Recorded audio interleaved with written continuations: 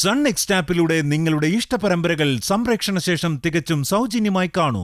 ഉടൻ sun next app download ചെയ്യൂ. തനിക്ക് വേണ്ടപ്പെട്ടവർക്കോ എന്തെങ്കിലും ഒരു ഇഷ്യൂ വന്നാ അത് സോൾവ് ആക്കുന്നതിനേക്കാൾ പ്രധാനമായിട്ട് വേറൊന്നുമില്ല എനിക്ക്. കാരണം തന്റെ സന്തോഷം എനിക്ക് വലുത്. You should be safe and happy. അതാ എന്റെ ഫസ്റ്റ് പ്രയോറിറ്റി.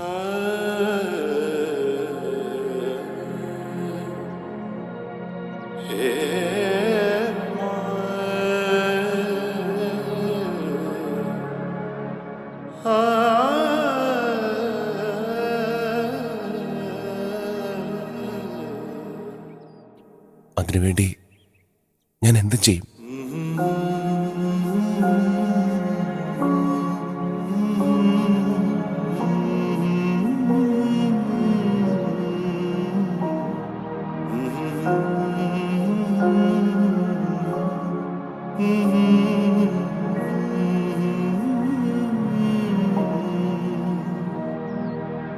ചിറകുയരും ചിരിയഴകായി നീ ആരെ തേടുന്നു?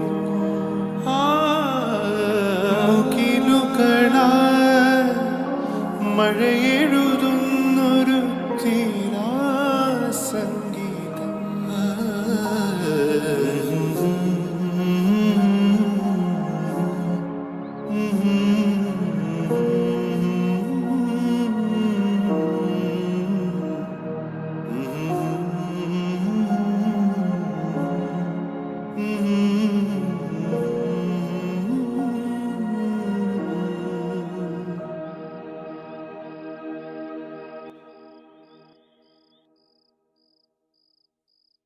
ഇന്ന് മുതൽ നീ അമ്മാന്ന് വിളിക്കേണ്ടത് എന്നെ ആയിരിക്കണം, എന്നെ മാത്രം. യമുന നിന്റെ ചിറ്റമ്മയല്ലേ, ഇനി അങ്ങനെ വിളിച്ചാ മതി.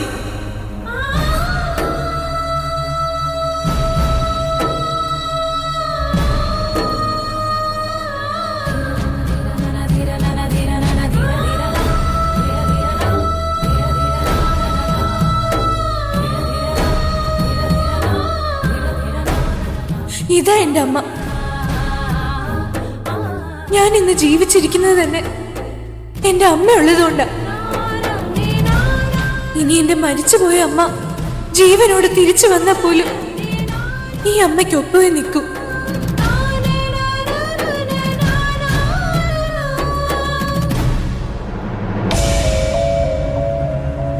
ഏതർത്ഥത്തിലും നിന്റെ അമ്മയെക്കാളും ഒരു പടി മുന്നിൽ നിൽക്കുന്നവൾ തന്നെയായി ഈ രാജേശ്വരി. എനിക്കുള്ള പാരമ്പര്യം നിന്റെ അമ്മയ്ക്കുണ്ടോടി? കുടുംബത്തിന്റെ പേര് പറഞ്ഞ ഒരു നാട് മുഴുവൻ ബഹുമാനിക്കുന്ന തറവാട് മഹിമ എനിക്കുണ്ട്.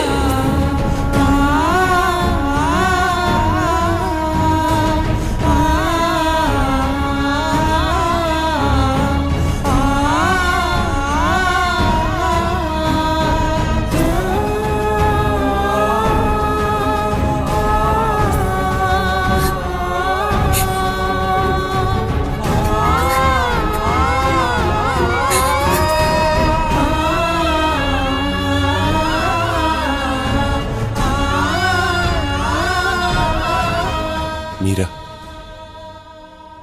എനിക്ക് തന്നോടൊരു പ്രധാനപ്പെട്ട കാര്യം പറയാനുണ്ട്. അതേന്നും പ്രധാനപ്പെട്ടൊരു കാര്യം എനിക്ക് പറയാനുണ്ട് ഗൗതം. എന്താ മീര, പറയൂ. ഞാൻ കാരണം യമുനാമ്മ വലിയ വിഷമത്തില.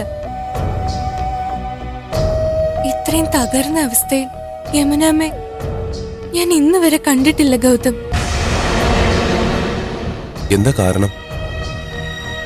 അത് രാജേശ്വരി ചിറ്റ എന്നോട് കാണിക്കുന്ന സ്നേഹം തന്നെയാ കാരണം. രാജേശ്വരി ചിറ്റയെ വേണം ഞാൻ അമ്മ എന്ന് വിളിക്കണമെന്ന് പറഞ്ഞു. ഈ കാണുന്നതൊന്നുമല്ല രാജേശ്വരി ചിറ്റാന്ന് മീരയെ എങ്ങനെ ഒന്ന് മനസ്സിലാക്കി കൊടുക്കുക? യമുനാമ്മയുടെ മനസ്സ് വിഷമിപ്പിക്കാതെ തന്നെ ഞാനായിട്ട് സ്വയം അറിഞ്ഞ് ചെയ്യേണ്ട കാര്യങ്ങളായിരുന്നു ഇതെല്ലാം, അല്ലേ ഗൗതം? മീര പ്ലീസ്, തന്റെ മനസ്സ് വളരെ റോങ് ആയിട്ടുള്ള ഒരു ട്രാക്കിൽ കൂടിയാ ഓടിക്കൊണ്ടിരിക്കുന്നത്. താൻ കരുതുന്ന പോലുള്ള ഒരാളല്ല തന്റെ രാജേശ്വരി ചിറ്റ. രാജേശ്വരി ചിറ്റ എന്റെ സ്വന്തം അമ്മയുടെ അനിയത്തിയ. ആരുമില്ലാത്ത ആ പാവത്തിന് ഞാനേ ഉള്ളൂ. അതൊക്കെ ചിറ്റ എന്നോട് കെഞ്ചിക്കീണ് പറഞ്ഞിട്ടും അതൊന്നും കേൾക്കാതെ ഞാൻ ചിറ്റ എന്റെ അടുത്തുനിന്ന് അകറ്റി വെക്കാൻ നോക്കിയില്ലേ. അത് വലിയ തെറ്റായി പോയെന്ന് പിന്നീട് ഒത്തിരി ആലോചിച്ചപ്പോഴാ എനിക്ക് മനസ്സിലായത്. എത്ര നല്ല മനസ്സാ യമുനാമ്മയുടേത്. രാജേശ്വരി ചിറ്റ യമുനാമ്മയുടെ സ്വന്തം ബന്ധു ഒന്നും അല്ല. എന്നിട്ടും മരിച്ചുപോയ എന്റെ രാധികാമ്മ അനിയത്തിക്ക് വേണ്ടി എങ്ങനെ സംസാരിക്കോ അതുപോലെ ചിറ്റയ്ക്ക് വേണ്ടി യമുനാമ്മ സംസാരിക്കുന്നത്. താൻ കാണുന്നതൊന്നുമല്ല യാഥാർത്ഥ്യം. താൻ മനസ്സിലാക്കുന്നതൊന്നുമല്ല ശരിയായ കാര്യം. ഗൗതം പ്ലീസ്, ചിറ്റയെ കുറിച്ച് വേറെ ആരെങ്കിലും ആയിരുന്നു പറഞ്ഞിരുന്നെങ്കിൽ എന്റെ പ്രതികരണം ഇങ്ങനൊന്നും ആയിരിക്കില്ലായിരുന്നു. ചിറ്റ തന്നോട് നന്നായിട്ടല്ല പെരുമാറിയിട്ടുള്ളതെന്ന് എനിക്കറിയാം. തന്റെ മനസ്സിൽ അതിന്റെ ദേഷ്യം കാണുമെന്ന് എനിക്കറിയാം. ചിറ്റയുടെ ദേഷ്യമൊക്കെ നമ്മളെ കുറിച്ച് കൂടുതൽ അറിയുമ്പോ താന് മാറിക്കോളും. പക്ഷെ താൻ ഇങ്ങനെ ഇല്ലാത്ത ഒരു കുറ്റം പറഞ്ഞ് ചിറ്റയുടെ പക തീർക്കാൻ ഇറങ്ങില്ലേ പ്ലീസ്. അല്ല മീര, ഇല്ലാത്ത കാര്യങ്ങളല്ല. ഞാൻ തന്റെ ചിറ്റയെക്കുറിച്ച് ആദ്യം മുതലേ പറയുന്ന എല്ലാ കാര്യങ്ങൾക്കും വ്യക്തമായ തെളിവുണ്ട് എന്റെ കയ്യില്. എന്നാ പിന്നെ അത് എന്താന്ന് പറയുക ഗൗതം. അതെനിക്ക് എന്റെ നാവ് കൊണ്ട് പറയാൻ കഴിയില്ല മീര. അവർ ദേവൻ സാറിനും കുടുംബത്തിനും ചെയ്ത ദ്രോഹങ്ങളും ഇവിടെ വന്ന് കൂടിയിരിക്കുന്നതിന്റെ ഉദ്ദേശം ഒന്നും എനിക്ക് പറയാൻ കഴിയില്ല തന്നോട്. ഞാൻ കാദംബരി മുത്തശ്ശിക്ക് വാക്ക് കൊടുത്തുപോയി. നാട്ടുപുറത്ത് ജനിച്ചു വളർന്നതിന്റെ ചില ദൂഷ്യങ്ങൾ രാജേശ്വരി ചിറ്റയുടെ പെരുമാറ്റത്തിലുണ്ട്. അത് ഞാൻ സമ്മതിച്ചു. പക്ഷെ അവർക്ക് സ്നേഹിക്കാൻ മാത്രം അറിയുന്ന ഒരു മനസ്സുണ്ട്. അത് നമ്മൾ കാണാതിരിക്കരുത്. മീര, ഞാൻ പറയാമെന്ന കാര്യം ഞാൻ ഇതുവരെ പറഞ്ഞില്ല. അതോട് കേട്ടിട്ട് പൊക്കോ. ചിറ്റൂർ സരോജ എന്ന പേരിൽ യമുന മേഡത്തെ ഫോൺ ചെയ്ത ആ സ്ത്രീയെ ഞാൻ ട്രേസ് ചെയ്തു. ആണോ? എങ്ങനെ? ആ മൊബൈൽ കമ്പനിയിൽ ജോലി ചെയ്യുന്ന ഒരു ഫ്രണ്ട് വഴി ഞാൻ നമ്പർ കൊടുത്ത് ഡീറ്റെയിൽസ് എല്ലാം എടുപ്പിച്ചു. എങ്ങനെ? ആ ഫോൺ നമ്പറിന്റെ ഉടമ സരോജയൊന്നുമല്ല. അത് മല്ലിക എന്ന് പറയുന്ന ഒരു സ്ത്രീയുടെ നമ്പരാ. അവരുടെ അഡ്രസ്സ് വെച്ച് വീട്ടിലും അന്വേഷിച്ചു. 4-5 ദിവസം മുൻപ് അവര് വീടും പൂട്ടി സ്ഥലം വിട്ടെന്ന് അറിയാൻ കഴിഞ്ഞത്. കഴിഞ്ഞ 20 വർഷമായി സ്വപ്നയ്ക്ക് മാത്രം അറിയാവുന്ന രഹസ്യങ്ങളാ ഇപ്പൊ തന്റെ ചിറ്റ കാരണം പൊങ്ങി വരുന്നത്. Gautam stop it. ചിറ്റയെ കുറിച്ച് എന്തെങ്കിലും പറയാനുണ്ടെങ്കിൽ അത് വ്യക്തമായ പ്രൂഫോടുകൂടി മാത്രം പറഞ്ഞാൽ മതി. എന്നാലേ ഞാൻ വിശ്വസിക്കൂ. ഓക്കെ, അധികം വൈകാതെ സത്യങ്ങൾ എന്താണെന്ന് ഞാൻ തനിക്ക് നേരിട്ട് കാട്ടി ബോധ്യപ്പെടുത്തി തരാം. എന്നിട്ട് വിശ്വസിച്ചാൽ മതി താൻ.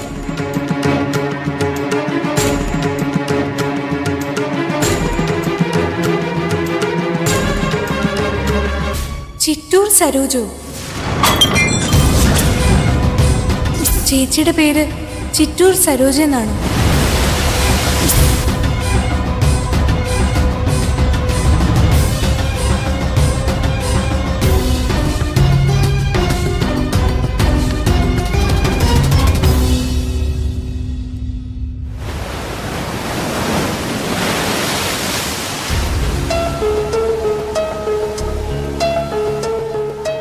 എന്താ ഗൗതം, എന്തോ കാര്യമുണ്ടെന്ന് പറഞ്ഞല്ലേ എന്നെ ഇങ്ങോട്ട് കൊണ്ടുവന്നത്?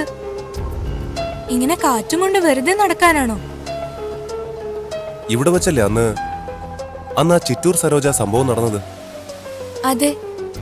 ഇയാളെ ആ പേരിൽ ആരോ വിളിച്ച് ഇവിടെ വരാൻ പറഞ്ഞതും താൻ ഇവിടെ വന്നപ്പോ അവരെ കാണാത്തതും അവര് ഫോൺ പോലും സ്വിച്ച് ഓഫ് ആക്കിയതും. അതിന് ഇന്നിവിടെ വേറൊരു സംഭവം നടക്കാൻ പോവാ. അതിന് സാക്ഷിയാവാനാ ഞാൻ മീര ഇവിടെ കൂട്ടിക്കൊണ്ടുവന്നത്. എന്ത് സംഭവം? ഒരു നാടകം. ഇവിടെന്താ ബീച്ച് ഫെസ്റ്റോ മറ്റോ നടക്കുന്നുണ്ടോ? എന്നിട്ടാരും കാണുന്നില്ലല്ലോ. താൻ എത്ര നിഷ്കളങ്കയാ മീര. വെറുതെയാണോ തന്നെ പറ്റിക്കാൻ ചിലർക്കൊക്കെ ഇത്ര പെട്ടെന്ന് കഴിയുന്ന? എന്നെ ആര് പറ്റിക്കുന്നു ഗൗതം? അതും ഇത്രയും സ്ട്രോങ് ആയ എന്റെ കൂടെ നിൽക്കാൻ താനുള്ളപ്പോ? പക്ഷേ രാജേശ്വരി ചിറ്റയുടെ കാര്യം വരുമ്പോ എന്നെപ്പോലും താൻ വിശ്വാസത്തിലെടുക്കുന്നില്ലല്ലോ മീര. വേണ്ട, അത് മാത്രം താൻ എന്നോട് പറയണ്ട. രാജേശ്വരി ചിറ്റ് ഞാൻ എൻ്റെ അമ്മയുടെ സ്ഥാനത്താ കാണുന്നത്. ഓരോ തവണയും താൻ ചിറ്റയെ കുറ്റം പറയുമ്പോ എത്രമാത്രം ഞാൻ വിഷമിക്കുന്നുണ്ടെന്നറിയോ? ഞാൻ നുണ പറയുന്നാണോ താൻ കരുതുന്നത്? തന്നെ എനിക്ക് വിശ്വാസമില്ലാത്തതുകൊണ്ടല്ല ഗൗതം. തനിക്ക് സത്യം എന്ന് തോന്നുന്ന കാര്യങ്ങൾ തന്നെയാവും താൻ പറയുന്നത്. പക്ഷെ അതൊക്കെ തന്റെ തെറ്റിദ്ധാരണകളാ. രാജേശ്വരി അമ്മ അങ്ങനെയൊന്നും അല്ല, വെറും പാവ. അത് തനിക്ക് എന്നെങ്കിലും മനസ്സിലാവും. അങ്ങനെ എന്നെങ്കിലും ആക്കണ്ട. ആ മനസ്സിലാക്കല് ഇന്ന് തന്നെ ആയിക്കോട്ടെ.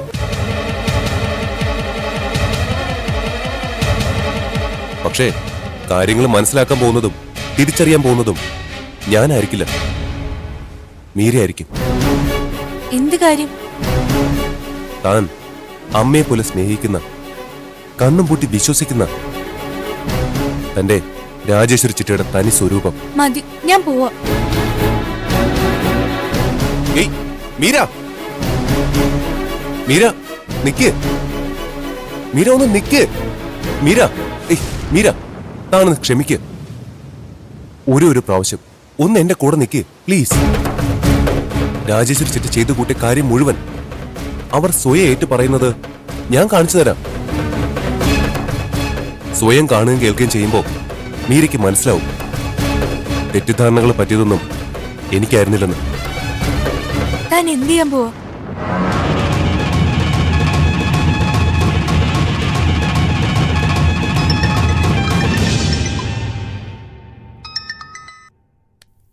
ഹലോ. ഹലോ, ഇത് ഗൗതമാണ്. നീ എന്തിനാ എന്നെ വിളിക്കുന്നേ? കാര്യമുണ്ട്, പക്ഷേ അത് ഫോണിൽ പറയാനുള്ളതല്ല, നേരിട്ട് കണ്ട് സംസാരിക്കാനുള്ളതാണ്. ആയിക്കോട്ടെ, സംസാരിക്കാം. ഞാൻ വീട്ടിൽ തന്നെയുണ്ട്. വീട്ടിൽ വെച്ച് സംസാരിക്കാൻ പറ്റാത്ത കാര്യമായതുകൊണ്ടാണല്ലോ ഞാൻ പുറത്തു വന്ന് വിളിക്കുന്നത്. നീ വിളിക്കുമ്പോ ഞാൻ എന്തിനു വരണം? ഞാനെന്താ നിന്റെ ശമ്പളക്കാരിയോ? വന്നില്ലെങ്കിൽ നഷ്ടം നിങ്ങൾക്ക് തന്നെ ആയിരിക്കും. നിങ്ങളെ സംബന്ധിച്ചിടത്തോളം അത്രയും പ്രധാനപ്പെട്ട കുറച്ച് ഇൻഫർമേഷൻസാ എനിക്ക് തരാനുള്ളത്. മഹാദേവന്റെ ബലം കയ്യല്ലേ നീ? അയാളുടെ ഉപ്പും ചോറും തിന്നുന്ന ഗുണ്ട. നീ എനിക്ക് എന്ത് ഇൻഫർമേഷൻ തരാനാ? ഞാൻ ആരുടെ ആളാണെന്നും ആരോടാണ് എനിക്ക് കൂറെന്നും നിങ്ങൾക്കറിയില്ല. ഏതായാലും നിങ്ങൾ കരുതിയിരിക്കുന്നത് പോലെയൊന്നും അല്ല കാര്യങ്ങൾ. അതൊക്കെ പോട്ടെ. ഞാനിപ്പോ ലൈറ്റ് ഹൗസിനടുത്തുള്ള ബീച്ചിലുണ്ട്. ഒരു അരമണിക്കൂർ ഞാൻ വെയിറ്റ് ചെയ്യും. ഞാൻ പറഞ്ഞല്ലോ, എനിക്ക് പറയാനുള്ളത് നിങ്ങൾക്ക് പ്രയോജനമുള്ള കാര്യങ്ങളാ. വരാൻ എന്തെങ്കിലും ധൈര്യക്കുറവുണ്ടെങ്കിൽ വേണ്ട, വിട്ടേക്ക്. നീ അങ്ങനെ എന്നെ വിരട്ടണ്ട. ധൈര്യത്തിനൊരു സ്ത്രീ രൂപം ഉണ്ടെങ്കിൽ അത് ഞാനാ. എന്നാ ശരി, എങ്കിൽ പിന്നെ ബാക്കി നേരില്.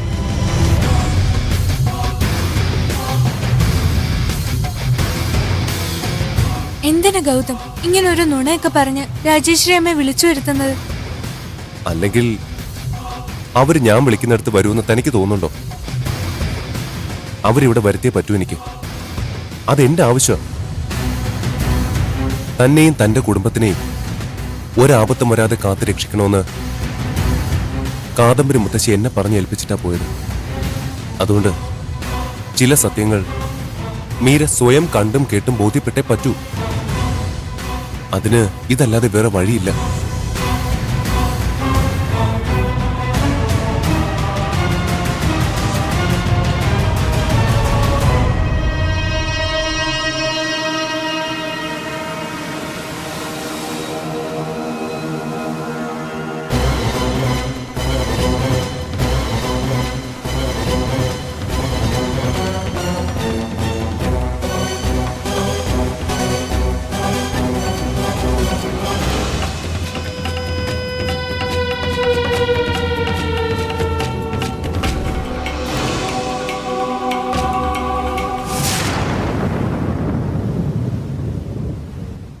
ഗൗതം, നട്ടുച്ച വെയിലത്ത് കണ്ട് സംസാരിക്കാൻ പറ്റിയ സ്ഥലം.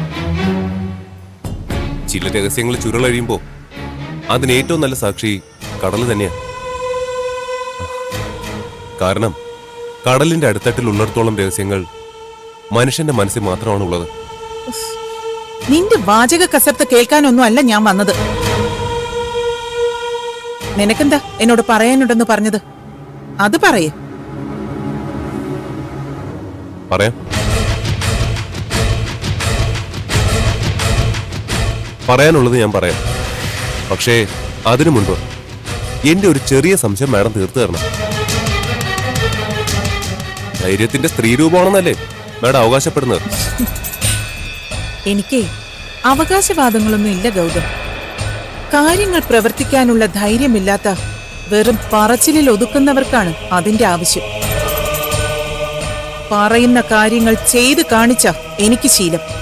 അത്ര ധൈര്യമുള്ള ആളാണെങ്കിൽ പിന്നെ ചെയ്ത കാര്യങ്ങൾ ചെയ്തു എന്ന് പറയാൻ എന്തിനാ മടിക്കുന്ന?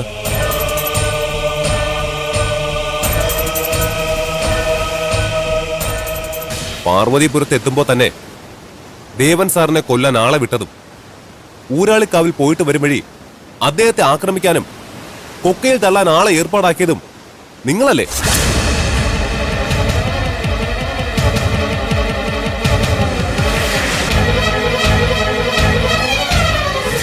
കാദംബരി മുത്തശ്ശി യമുന മാഡത്തിന്റെ പേരിൽ സ്വത്ത് രജിസ്റ്റർ ചെയ്യാൻ പോകുമ്പോ ആളെ വിട്ട് ആക്രമിച്ചതും അത് തടസ്സപ്പെടുത്താൻ നോക്കിയതും നിങ്ങൾ തന്നെയല്ലേ? എത്രയോ വട്ടം മണിയെ വിട്ട് ദേവൻ സാറിനെ അപായപ്പെടുത്താൻ ശ്രമിച്ചതും നിങ്ങൾ തന്നെയല്ലേ? കാദംബരി മുത്തശ്ശി മരിച്ചതുപോലും നിങ്ങൾ കാരണമാണെന്ന് ഞാൻ പറഞ്ഞ അല്ലെന്ന് പറയാൻ പറ്റുമോ നിങ്ങൾക്ക്? മതി, നിർത്ത്. എന്താ ധൈര്യത്തിന്റെ സ്ത്രീരൂപം ഭയന്നുപോയോ? ഇത്രയൊക്കെ വ്യക്തമായിട്ട് ഞാൻ നിങ്ങളെ മനസ്സിലാക്കി വെച്ചിരിക്കുകയാണെന്ന് നിങ്ങൾ പ്രതീക്ഷിച്ചില്ല അല്ലേ?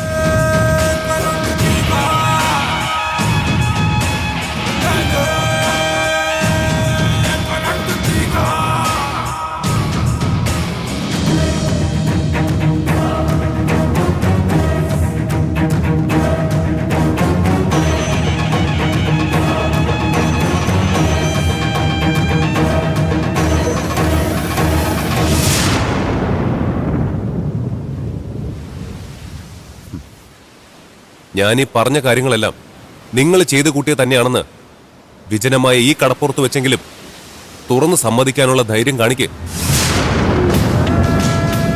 അങ്ങനെയാണെങ്കിൽ നിങ്ങൾ ധൈര്യശാലിയാണെന്ന് ഞാനും സമ്മതിക്കാം. ഇത് ചോദിക്കാനാണോ നീ എന്നെ വിളിച്ചു വരുത്തിയത്? ആണെങ്കിൽ സമ്മതിക്കാം, തുറന്ന് സമ്മതിക്കാം. അതിന്റെ പേരില് എനിക്കൊന്നും വരാനില്ല. നീ എന്നെ ഒരു ചുക്കും ചെയ്യാനും പോകുന്നില്ല. കാരണം നീ ഇതൊക്കെ എവിടെ ചെന്ന് പറഞ്ഞാലും ആരും വിശ്വസിക്കാനും പോകുന്നില്ല. ഈ പറഞ്ഞത് വല്ലതും സ്ഥാപിക്കാൻ തെളിവുണ്ടോ നിന്റെ കയ്യില്? നിങ്ങൾ ഈ പറയുന്നതിനേക്കാളും വലിയ തെളിവ് എനിക്ക് വേറെ വേണ്ട. ഇതിലും നന്നായി കാര്യങ്ങൾ മീരെ കൺവിൻസ് ചെയ്യാൻ ഒരു തെളിവിനും പറ്റില്ല. യാതൊരു തെളിവും ഇല്ലാതെ ഇങ്ങനെ വായിൽ തോന്നുന്നത് വിളിച്ചു പറയാൻ നടക്കുന്ന നിന്നെ പോലുള്ള വിടുവായന്മാർക്ക് എന്തും പറയാലോ. നിനക്കതൊരു സന്തോഷമാവുമെങ്കിൽ നീ പറയുന്നതൊക്കെ കണ്ണും പൂട്ടി സമ്മതിച്ചു തരാൻ ഞാൻ ഇനിയും തയ്യാറാണ്. പക്ഷേ എന്നെയും മീരയും തമ്മിൽ അകറ്റാനാണെങ്കിൽ ഈ കഥകളൊന്നും പോരാതെ വരും ഗൗതം. കഥകളോ? പിന്നല്ലാതെ ചെയ്യാത്ത കുറ്റങ്ങൾ ആരോപിക്കുമ്പോ ഞാൻ പിന്നെ എന്താ പറയേണ്ടത്? ചെയ്യാത്ത കുറ്റങ്ങളോ? പറഞ്ഞു പറഞ്ഞ് നീ ഏതുവരെ പോകുമെന്ന് അറിയാനാ ഞാനൊന്ന് കൂടെ നിന്ന് തന്നത്. കൊള്ളാം, നല്ല ഭാവനയുണ്ട് നിനക്ക്.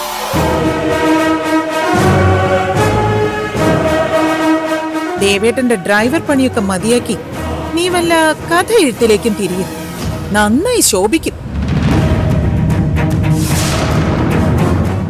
ആ, വെയിലത്തധികം നിക്കണ്ട കേട്ടോ, കറുത്തു പോവും. വീട്ടിൽ പോ നോക്ക്.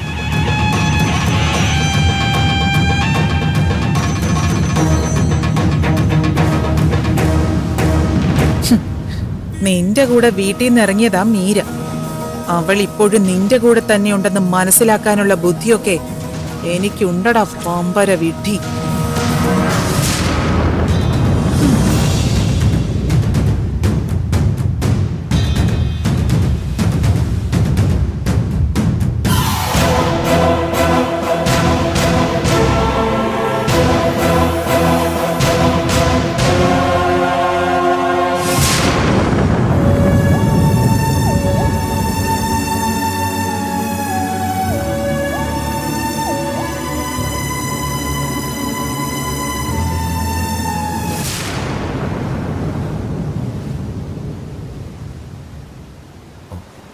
മീര, തന്റെ ചിട്ടിക്ക് എന്തോ ഡൗട്ട് അടിച്ചിട്ടുണ്ട്.